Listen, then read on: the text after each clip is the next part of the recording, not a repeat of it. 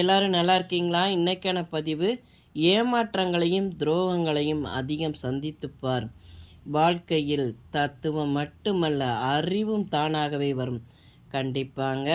ஏமாற்றங்களையும் துரோகங்களையும் சந்தித்தவர்கள் இது ரெண்டு பண்ணுறாங்க பார்த்தீங்களா? ஏமாற்றவர்கள் துரோகம் பண்ணுறவர்களாம் ஒரு மனசாட்சி இல்லாதவர்கள். உண்மையான அன்பு பாசம் உள்ளவர்கள், மனச்சாட்சி உள்ளவர்கள்.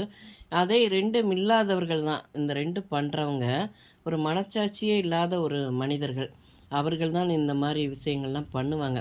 ஆனால் அதெல்லாம் சந்திக்கிறாங்க பாருங்களேன். நம்பி இருப்பாங்க.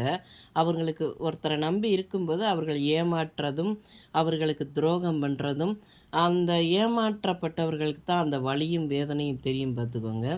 அவங்க ஆனால் அதிலேருந்து வெளியே வர்றதுக்கு நிறைய விஷயங்களை கற்றுக்கொண்டு தான் வருவாங்க.